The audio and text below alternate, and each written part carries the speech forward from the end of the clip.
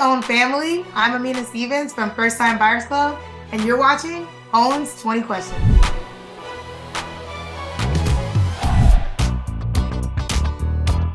So I taught 8th, 10th, and 12th grade English, and I love teaching, but I wasn't too fond of being a teacher and what the profession entailed. So I was helping my students, write their resumes, for college and, figure out the next steps in life. And I realized if I'm inspiring them to follow their dreams, why don't I follow my own? So I'd always loved houses and home shows. And I thought if I could combine my love of education and my love of what I learned to be real estate, then that would really be my passion. So, one day one of my friends told me that if I had more resources, I can have a greater impact, and I could, should go on and pursue, this real estate thing. And I haven't looked back. So one of the things I wish I learned earlier in my career was exactly what it takes to qualify for a home loan. I learned this relatively early on, like a year and a half into my career, that it was actually a little bit easier than I thought to get into a home. When I first got into real estate, I heard that you needed this amount of money down, and the clients needed 700 credit scores. And quite frankly, a lot of the people that I was interacting with and that I grew up with didn't have a lot of these qualifications on paper. So I researched and I did a ton of homework to figure out what exactly are lenders looking for? What other programs are out there to make home ownership more accessible? And that's when the light bulb clicked that I could find special loan programs and options to make home ownership more affordable and more accessible to everyone, and particularly to minority communities. So I wish I would have learned that from day one, but I think that the journey that I went on to figure that all out empowered me as an agent and really made me the force that I am today, to really help people realize that, hey, I can be a homeowner too. Let me just figure out, what secret sauce Amina has over there, but I can do this. I do own a home. I bought it back in 2022 and I absolutely love it. It's a brand new home in the area of town that I like. And I want to emphasize that because the area of town that I live in is not known for new construction homes. So I was actually living in a townhome nearby. I was renting in a townhome nearby. And one day I was driving, and I am always, scoping out different properties and opportunities for my clients and apparently myself. And I saw this home being built and I was like, oh my gosh, that's it. That's the one. The only problem was that it was lime green. I mean, a bright, screaming lime green. So I had to take a little bit of, my own advice, and I did not allow that to deter me. I did some research and I figured out who the builder was, who owned the home. I did some negotiations, but the problem was that they were not going to be done building for another 6 to 8 months. Now, at the time, I didn't know that because the house was nearly complete, but there were a ton of delays, and my lease was, coming up. My lease was going to end soon, and I ended up getting kicked out of my townhome with nowhere to go. I was waiting and hoping to be able to buy this home. The builder wouldn't sign the contract with me initially, so I was waiting, didn't know if I was going to get it. They raised the price $100,000 from when I first found them to when I ultimately ended up buying the home, but it all ended up working out. Like I said, I slept on my mom's couch. I ended up having to get an apartment, and I slept on the floor, and I literally practiced what I preached, because I tell my clients, when you see something that you want, you got to go all in for it. So long story short, I ended up getting the home that I loved. And the most beautiful part about this process is that I was actually able to utilize some of the specialty loan programs that I, have used to help so many of my home buyers get into homes for myself. Like I found a home that worked for one of the programs, and I was actually able to get into it for no money out of my own pocket. I got into a no money down program. My commission paid my closing costs, and I was able to get into a brand new house, into my dream home, without a lot of money, any money really out of my pocket. And that was really full circle for me because I've preached it for so many people, and I was able to do it for myself. And it was a full circle moment, and I'm super excited to be a homeowner now. I don't play. Like, I know my stuff. I'm sharp. I'm an educator, and I'm really going to make sure that my clients are educated and, have that expert guidance throughout the process. But at the same time, I be playing around. I love to gamify everything. I love to make things fun. I love to sing and dance, and, I have a lot of energy. So I think that the first season is going to show people that while the process can be daunting, while the process can be scary at times, or the process can seem overwhelming. It's going to show that all those things can be true, but you can also have a lot of fun, and your real estate agent can be the person that is, creating those vibes. So I think that people are going to have a good time watching the show and also be educated along the way. I think my favorite thing about filming First Time Homebuyers Club is that it's a real show. It's a reality show that's real. I mean, we are really working with first time homebuyers while they are actually looking at the home for the first time, while they are actually putting in their offer for the first time, while getting closer, because I know not a lot of people know this, while sometimes their offer is not accepted for the first time, right? So I love the fact that I'm able to be real. I'm a real estate agent. This is what I really do. And you're going to be able to see that. The viewers are going to be able to see that real process. And that is just so satisfying for me, because as a real estate agent, I watch TV now that I'm in the industry, and I'm like, that's not quite how it works. But I think that everybody that has ever bought a home before, or every real estate agent that's ever worked with a client before, is going to identify with this show because it's real. And I think that that's my favorite thing. I don't have to fake anything. I get to show the real process, and I get to inspire people to realize that it doesn't have to be perfect, but they can get through it too. So I think I love the fact that I'm able to bring this real show to the market and educate, inspire, and entertain people through the reality of real estate, and not just through what, sometimes it's painted out to be. I had a friend that I met in college that wanted to buy a home, and she was fed up with her apartment complex. Her neighbors had roaches, and it kind of flew into her apartment. So you already know she wanted to get out, okay? But the problem was she didn't have a ton of money saved up. The credit wasn't the highest, and all real estate agents or anybody that's been through the process knows that is like the double whammy. Lower credit scores, not a lot of money saved up. It's really difficult to make that, pull off buying a home in that circumstance. However, I found a way to get her qualified for a home loan, but that program, little did we know, was going to expire just a couple months later. So we were working with a lower budget, with a program that was ultimately going to expire, and with a home buyer that was fed up with being in her apartment, but had very specific wants for what she wanted in her next home. So that manifested into a really difficult situation where when we found a home that she loved, we would go under contract, and maybe there was an issue with the inspection, so it fell out of the contract. Or we found a home that she fell in love with, and her offer would, not get accepted. So we were going through this for a little bit, and then lo and behold, the loan program that she was qualified for expired. So she was no longer qualified for a home at that time. Fast forward, I found the only other program that she can qualify for. There was no money down, no mortgage insurance. It's one of the first programs that I use of the type. And we have very specific parameters for where she could purchase and how long it would take and things like that. And we finally found her home. We got her under contract, and she had an apartment fire. And all of her stuff burnt up in the fire, and they had nowhere to go. So here I am thinking we finally got over this hump of finding you a home, getting you to the home, and now you have a fire that has destroyed all of your belongings. So you're going to be in the home with nothing, right? But it turned out to be a blessing, because she ended up getting, she ended up having renter's insurance. The renter's insurance basically paid to furnish a new home, pay for new clothes for her family. So she's not only able to get in kind of to her dream home, but also was able to kind of furnish it and make some home improvements with some of this money that she didn't even know was going to happen. So it definitely was one of my most stressful processes. What I didn't mention was that during that home buying process, she actually fired me. She fired me, and then they went to another agent, and then they came back maybe a couple weeks later and said, they ain't you, Amina. They are not you, Amina. We are sorry.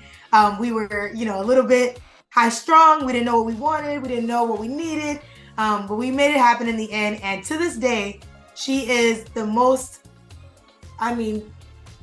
loud and proud supporter of me. She has sent me more clients than any other buyer that I've had.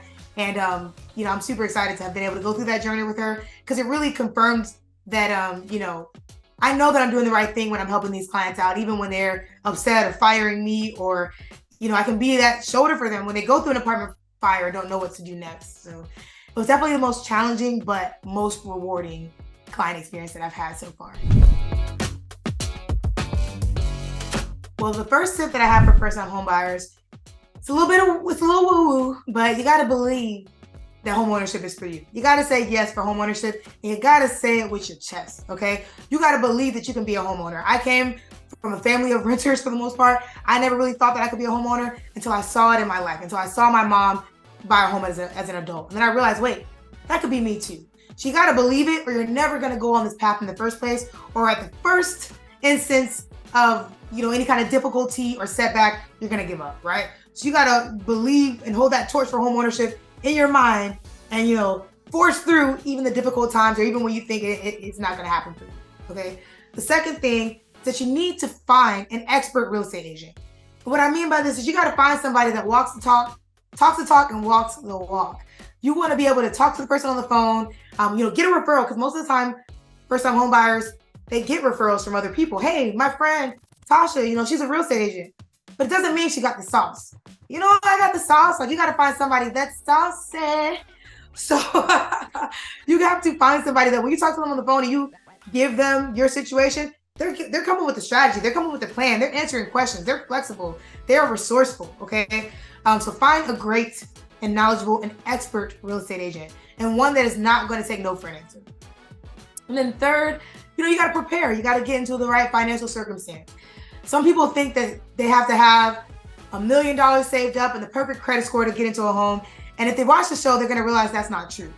At the same time, you do have to, know what your financial obligations are every month, what you can afford to spend on a mortgage, how you're going to create the lifestyle after the home once you buy it, right? You don't want to get into the home and be house poor. You want to feel like, hey, I can afford my mortgage and, getting my hair done, right? So, you want to make sure that you're being responsible with your finances, and that starts with creating a budget, working on your credit score, having some savings, but don't allow what you think you need to get you in the way of what an expert real estate advisor can advise you of what you need to ultimately get into that home. So the top 3 things that people get wrong about buying a home is that they think that they need 20% down or a significant down payment. Now, everybody's financial situation is different. However, there are programs down to 0%, and no, they're not just VA or USDA loans. So there are options out there. There are special loan programs depending on where you live, or how much money you make, or what part of the city you want to buy in, or what your profession is, right? There are so many different options out there available to buyers. So don't just think that because you heard a real estate agent say on Instagram or on Facebook or on the internet that you need 5% down or 3.5% down or 10% down or 20% down, that's the truth.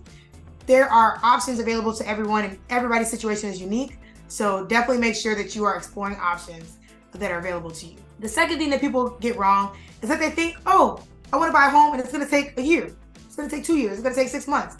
I mean, I have buyers that get qualified the same day, and the next day they've under contract for a home. A month later, they got the keys, right? So it doesn't necessarily mean just because you're starting the process and you don't know where to start, it doesn't mean that it's going to take forever.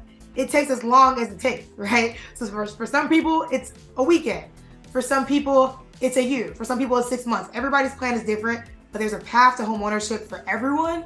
So remember that when you're speaking about getting into a home, we can give you generalities, but the reality is that everybody's unique. So you need a specific game plan for you and your family. And the third thing that people get wrong is that it's a stressful, horrible experience that you'll never want to go through again. Again, everybody's situation is different, but I have a lot of fun with most of my clients, even when the going gets tough, right? So the home buying experience can actually be enjoyable. And I know that may be hard to believe from, the bird's eye view, or when you're thinking about what your mom went through, what your friend went through, but it can be a great experience. And ultimately, even if it's challenging, it's an extremely rewarding experience. So I want people to look forward to homeownership. I want people to say yes to homeownership, and not just think that just because it can be a daunting or stressful process, that it's not fun, it's not rewarding, or that it's not worth it, because it definitely is. I mean, there are a ton of loan options out there for minority home buyers. There are programs that are for majority minority areas, or there are programs if you make under a certain income limit. And I see all the time, even with my fellow real estate industry peers, that they are not necessarily always taking advantage of all these options that are available to minority home buyers. So I definitely think that, understand that there are options out there available to you. And even if someone tells you that, there aren't, or you have to do it this way or that way, you have to know and be your own advocate, and then partner with real estate industry professionals that will advocate for you, because there are a ton of options out there. And I'm so excited to talk about them on the show, because there are options out there available to you. I can't say this enough, that even if you do get approved for a loan, or even if you are approved for a certain home or whatever, there may be better. There may be better out there for you. So know that, understand that, and strategize with the real estate industry professionals that you get in contact with, and also research. I would definitely say research, because research and education, knowledge is power. And I definitely think that if you have that knowledge, you have that power to have the best home buying experience and most affordable home buying experience possible. So many people are afraid of the home buying process because it's the largest financial investment that most people will ever make, or at least for the first time. And I think that that's just daunting in and of itself, especially when you don't, in your eyes, you may not come from much, you may not have much. You think, well, how am I going to do this big thing? How am I going to buy a home? Hundreds of thousands of dollars? How am I going to do it? Okay. But what I want to empower, the audience and everyone listening to remember is that, you are paying a mortgage. If you're renting, you're paying a mortgage. It's just not your own. When you're paying that $2,000, $3,000, $1,500, however much it is a month on your rent, that's exactly what you would do if you're buying, if you're buying a home, if you were to buy a home.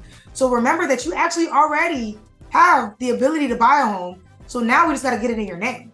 Now we just have to figure out, okay, what roadblocks do we need to overcome? Do we need to improve the credit a little bit?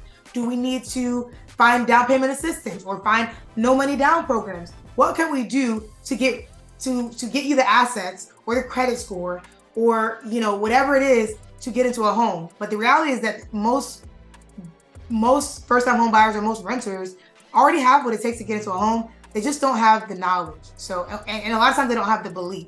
So it starts with the belief. One of my favorite quotes is, if you can see it in your mind, you can hold it in your hand. You got to have that vision locked in. I will be a homeowner. I believe in homeownership, and this is for me. And once you believe that, you're not going to take no for an answer. You're going to realize every buyer is going to be, or every first-time buyer is going to be at a different point on their journey when they decide to start the home buying process. But it's possible for everybody. It's just a matter of strategizing to make it happen. Credit is the most important thing that's needed to get into a home, okay? Because there are minimum qualifiable credit scores to even get qualified for any home loan, right? So if you don't have the credit, it doesn't unlock, the home ownership journey at all, okay? But then depending on what credit score you have, it will determine what options are available for you. So I like to say that your credit score is your adult report card, right? It's your history of what you've done with everybody's money that's ever lent it to you, right? So when you're going to the bank and you're trying to get a loan, they're looking at, hey, what have you done with everybody else's money? Why am I going to give you $300,000 when you haven't paid, Walmart back their $300, right? So your adult report card, your credit score is important because it helps you qualify to begin with. But then if, similar to a report card or a GPA, if you have a particularly high credit score, that might get you a program where you don't have to put much money down, or where you get a better interest rate, therefore a better monthly payment, right? Or a more affordable monthly payment. Or again, similar, if you are in school and you have straight A's, you might get a full ride to the best college in town or in the country, right? So your credit score unlocks so many opportunities for you, or it can be what you need to improve to open the opportunity itself, okay? And again, if you have the credit, I always tell my clients, if you have the credit, I usually can find you some money. I usually can find you a down payment or, programs that can help you make the money happen. But the credit score is something that, is necessary to open the door. Wow. So I have a very eclectic music taste. I love all types of music, all types of music, all genres, and I go deep in every category, right? So I'll start by just saying that I love Beyonce just for who she is. Music and image and everything, she got to be on the list, okay? Beyonce. And Destiny's Child as well. I'm a Destiny's Child lover, okay? Then one of my favorite bands is Movements. And let's throw another wild card in there. When it comes to country, I love Luke Combs. when visiting Tampa, people should definitely check out all the hot spots in town. One of them being Ybor City. It's a historic district. It has a ton of beautiful shops, restaurants, nightlife. So, you can do it daytime, you can do it nighttime, but it's definitely something you have to visit. It's a staple in the city. It has so much history. So Ybor City has to make the list. I also think that you should visit the Armature Works Tampa Heights area. This is a food hall in town that has a ton of different restaurants, as well as just vibes, right? It's by the water. There's things that you can do outside. There's a rooftop bar, and it connects to downtown and the Riverwalk, which I absolutely love. And then third, it's gonna be a hard one. I think that people should definitely check out all the Black-owned restaurants in town and businesses in town. We have definitely a resurgence and a growth when it comes to Black-owned businesses, and there's so many great restaurants. 7th and Grove, Table 22, Mr. B's. Some of these places will be highlighted on the show. But I definitely think you got to give a shout out to all the Black-owned businesses in town. I think that if you would ask most of my friends, they would say my celebrity crush was probably Nick Jonas. But I also have a huge crush on Mark Taylor, I think is his name, from 17 Again, the one with Tia and Tamera, the original. The grandpa, he was fine. In the next 6 months, I would love to become debt-free. Everybody's on their own journey, and I think that there's a misconception that if you buy a home or if you're successful, if you have money, that means that you don't have any debt. But I'd love to have, no consumer debt. Of course, I'll have my mortgage and things like that, but I definitely have a plan to make that happen, and I hope that happens in the next 6 months. So one thing that people wouldn't know about me from watching me on TV is that I actually have a twin brother. He currently lives with his wife in Australia, so that definitely pains my heart. But I love going over there, seeing them and seeing the kangaroos. But we are very close, and a lot of people don't know that we're twins because even though we look alike, he is 6'1" and I am not 6'1".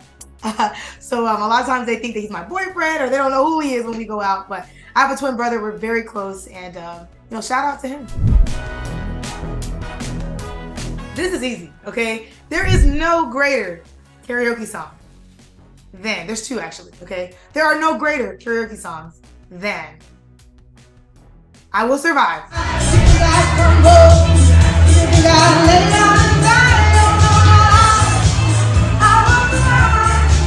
and Strong Enough. Strong enough to live without you. A bop. And actually the reason why I know that to be true is because one of my earliest memories and one of the only family vacations that I went on as a kid, we went out to we went to Disney Resort, and there was a kid that sang Strong Enough. And I mean, he sang it with his chest, he put his whole body into it, strong enough. And it was a boy, you wouldn't have thought that he would have ate up the stage. So I mean, to me, karaoke is that song. And then I Will Survive, as long as I know how to love, I know I'll stay alive. And I got all my life, you know the song. There's no greater song. No greater songs than karaoke. One thing I cannot live without is spinach dip. I love spinach dip. I used to think that it was the healthiest thing that I eat. I'm a lot better now, but I love spinach dip. But I do have to say an honorable mention is my hairstylist, because, I can't go too long without my hair done. It just don't work, so, my life starts crumbling if I don't have my hair done. So I would say my hairstylist and spinach dip. Well, I have to say Beyonce. Like I said, I respect Beyonce's hustle. I mean, there's so much about Beyonce that one can look up to. Her work ethic, her grace. She's just a boss. She's just everything. So Beyonce goes without saying, okay? And the other person, it's gonna sound a little bit corny, but Oprah, for the same reason. I mean, I think we can make that happen. But I mean, it's funny because I scrolled down on my Instagram, and one of the earliest quotes that I posted on my page and that I really used to help kind of guide me in my career was, and I hope Oprah said it. The internet said Oprah said this, okay? When the time comes to bet on yourself, I hope you double down. And when I tell you, I have basically tattooed that on my heart. I mean, from the beginning of my career, it's scary to get into a new industry. Like I said, I didn't know any real estate agents. I didn't barely know any homeowners. I didn't know much about real estate. I was new in the field. I was like coming in, wanting to make a difference. And I was so afraid, you know what I mean? But I just remember using that quote and saying like, double down, like all in, all gas, no brakes. And I got that from Oprah. So, Beyonce and Oprah for two of the most, two similar reasons. One of the areas that I'm trying to own in my life is really just taking care of myself emotionally, physically, spiritually, all the things. I really think wellness is a theme that I think a lot of, people and a lot of the girlies are picking up on, but it's so important. I have ADHD and it's a diagnosis that I have been running from for most of my life because it's in many ways a superpower, right? It gives me a lot of energy. It gives me a lot of ability to kind of hyper focus on a certain thing and really kill it, right? But because of that, sometimes the whole world around me is on fire, right? So I may be not taking care of myself with my bedtime routine. I may be not, nourishing my body as well as I could. So I think that overall, I just think wellness is something that I realize that I can't have it all, right? I can't have the career and I can't have the wellness and I can't have the mental health and I can't have the physical health and all that. So I definitely think that turning 30, don't tell nobody, it's something that has made me realize that I can't have it all and I just have to own it all. I have to own all parts of me, who I am, what it adds to my life and what it takes away. And now that I can own my diagnosis and everything that makes Amina, I'm able to empower myself with my strengths and then compensate for my weaknesses. Thanks for watching OWN Family. Make sure to watch First Time Buyers Club every Saturday at 9/8 only on OWN.